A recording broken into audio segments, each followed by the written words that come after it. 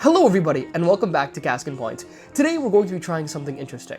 This is Old Fashioned Copper from 2005. So Old Fashioned Copper is from the Buffalo Trace distillery, and Buffalo Trace obviously does some pretty incredible things. As you guys can tell, I'm a big Buffalo Trace fan. They do the BTAC lineup, they do the Pappy's lineup. These are absolutely incredible pours of whiskey that command some really serious secondary market values for bottles that actually have suggested retail prices that are relatively low relative to the rest of the market. However, Old Fashioned Copper is a little bit different. It's one of the newer releases that just have an absolutely ridiculous suggested retail price, because Buffalo Trace basically said, well, if people are going to spend $1,000 or $1,500 on our Pappy Van Winkle bottles, well, why don't we release older stuff, put it under different labels, have incredible suggested retail prices for these bottles, and then people will buy them anyways, and we'll just get all the money instead of flippers. And so that's exactly what they did. And so they have a few bottles that are kind of in this camp. Daniel Weller was really the start of it. It was $500 MSRP, but the secondary market on it ended up being over $2,000. And so they came out with Weller Millennium, which had a $7,500 suggested retail price. And I have actually tried it, and I did review it on my website if you guys want to go check that out. But that bottle is actually sitting on shelves pretty much everywhere in the country right now because it's not worth $7,500, and even on the secondary market, it has a negative secondary. People can't resell them for $6,000 if they tried. I mean, just nobody wants that bottle for that insane price. But OFC is a little bit different and actually does sell for a little bit of a markup on the secondary markets, which is multiple thousands of dollars. And so for OFC 2005 here, it has a suggested retail price of over $2,000. And honestly, on secondary markets, it actually sells for that or even a little bit more. So this actually doesn't sit on the shelves at MSRP, which is pretty ridiculous considering that suggested retail price. So today we're going to try it. So now obviously this is a little bit unique a review because I'm obviously going to tell you guys this isn't worth $2,000, but I'm really curious to see just how good that whiskey really is. Because Weller Millennium actually was really solid whiskey that if it was a couple $100, I'd honestly be really happy to pay for that. Danny Weller, on the other hand, was not nearly as good. It was really marginally better than like a really good Weller Full Proof or Weller 107 store pick. And so even for $500, I would have totally passed on it. And so I'm interested to see, is this actually an incredible whiskey, really George C. Stagg or even better level, really getting into, yeah, maybe being worth even $1,000 if it wasn't a different bottle from a different company because the juice is just that good? Or is this clearly just Buffalo Trace being Buffalo Trace, setting a retail price that they knew would sell, but nobody's really all that happy about it? So let's try it and see what we think. On the nose here, it's really rich. That's a great sign on the nose. I was expecting this to be a little bit flat. Now, this was distilled in 2005. They do have some other OFCs. There's 1995, 1996. Those command a little bit more on the secondary market because they are older whiskeys. This was released, I believe, in 2024, so this is about a 19-year whiskey. There's no age statement on it, but most of the sources say it's just aged a little bit shy of 2 decades. So, 18, 19 years makes sense. Wow, it smells really nice. Now, this is a 90 proof offering, and I will say, smells much more proofy than 90, which is great. I mean, it definitely doesn't smell flat here. There's a really rich oak on this and a really rich cherry, like almost like a cherry cordial on this.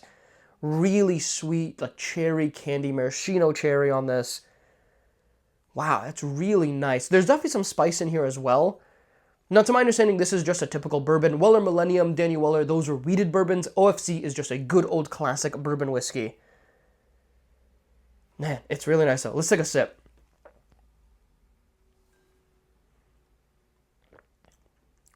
Okay, that is really good. It's not $2,000 good, obviously, but you actually get a lot of rich oak, really nice aged oak, refined oak on this. Honestly reminiscent of like Eagle Rare 17, which makes sense. I mean, same distillery, probably aged in a similar place. Yeah, it's really aged oak, but then you get a really nice cherry on it as well.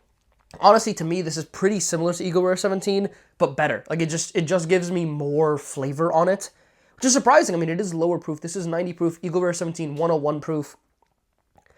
But this is kind of just a better Eagle Rare 17 to me, which, if people are paying $1,400 for Eagle Rare 17, I mean, yeah, maybe this is what this is worth. Just crazy. Now, I did get this really cool sample jar. I've had this sample jar for, honestly, about a year.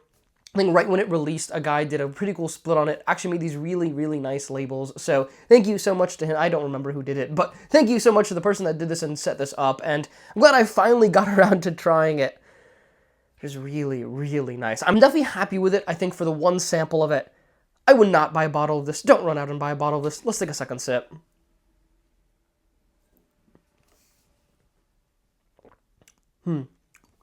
It's interesting. The mouthfeel isn't super thick. I think if this was a little bit higher proof, there may be a lot more viscosity on it. There isn't actually a ton of viscosity on this, which is a little bit unfortunate. There's a really, really rich cherry. I mean, really super rich. Probably the richest cherry on anything I've ever had. It does that cherry note so well. That classic Buffalo Trace cherry.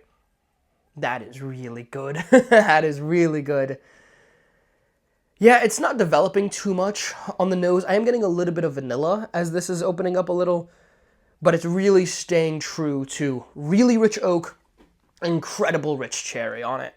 And there's a little bit of the spice, there's a little bit of nutmeg, cinnamon, those kinds of baking spices on it. And it's also definitely very sweet. I mean, you have the oak, you have the fruit, you have the vanilla, and then you have the spice. I mean, this is classic Kentucky.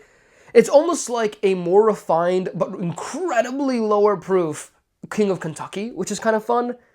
So again, I mean, you're looking at bottles that have ridiculous secondary markets. So honestly, I thought I would hate on the value of this one a lot more. I still hate on the value. I mean, this is ridiculous. You shouldn't spend $2,000 on a bottle of whiskey. Don't spend $2,000 on a bottle of whiskey.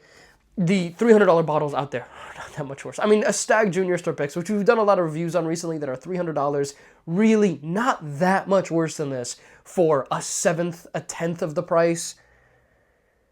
But I still really like this. Let's take a third sip.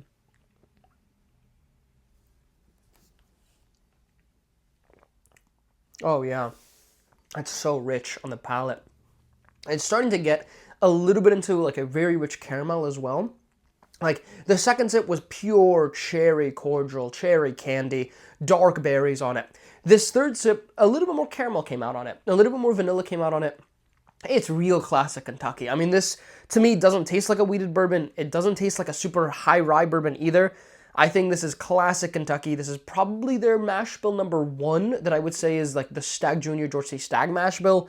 Not sure on that, though. I'll see if I can figure that out. I'll let you guys know. That is good, though. I mean, that is a very fine pour of whiskey.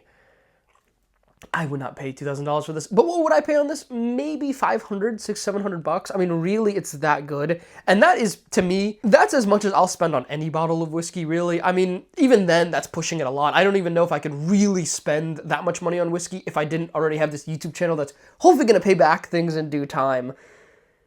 Because that's ridiculous. I mean, really, $300, $400, and to me, that's like your really special birthday pour, or you got great news in life pour.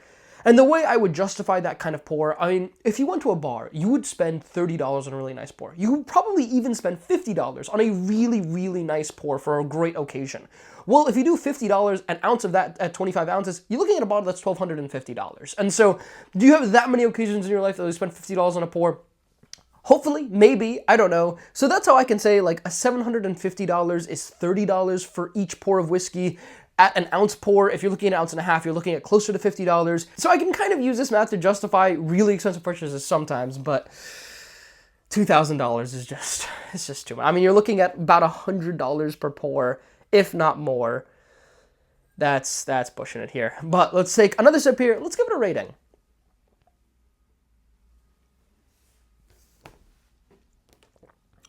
Really rich. It's so rich. It's so oaky. So much cherry on that. That cherry gets to real depth. This has the complexity and it has the depth on it. I mean, you have multiple notes really working well together. You have your oak, you have your really rich berries and cherry on this. You have some spice on there, some vanilla, some caramel on there. Real classic Kentucky flavors.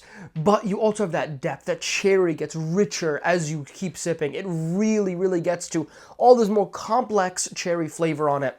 And that's what I think is special about this. And honestly, it's also opening up to a lot of grape as well. Like the cherry, the grape, it's kind of blending together a little bit, those berries. It's really, really nice. And I've heard some people describe this as a grape bomb. I kind of see why. I mean, it's really, really fruity on that mid-late palate there, and it just gets deeper and deeper on it. That's an awesome pour of whiskey. I mean, a really, really great pour of whiskey. It's going to get a good rating here today, But again, it's not $2,000 because nothing is $2,000. I know Bruzel had recently given one of these away on some live stream or something like that, so I thought that was part of the reason why I said, I have a sample of this, I should go try it and see. So I'm glad I finally got to try it here with you guys today. But I'm curious, I mean, let me know down below in the comments what you guys think is kind of the upper limit for any bottle of whiskey that you would ever spend. I know some people it's like 150, 200 bucks because those bottles are really not that much worse than your much more expensive bottles. I mean, I just got some River Roots Rise in. These bottles were $150 each, and they're just absolutely glorious. Some of my favorite bottles that I own in this entire collection. And so it's hard to say that some bottles are worth 5 times that, let alone even more than that.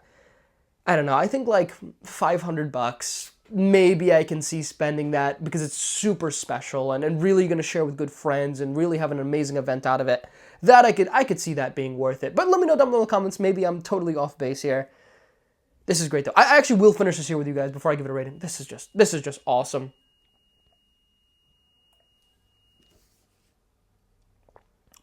Glorious, glorious. I'm gonna rate that a 9.0.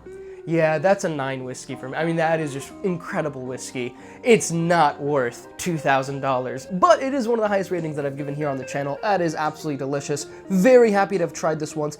If you could try this in a bar once for $75 or $100, honestly, I would do it. But I wouldn't spend much more than that on this pour of whiskey, because it's not that good, but it is really, really good. But anyways, I hope you all have a lovely rest of your day. I hope you all enjoyed the review, and I'll catch you all in the next one.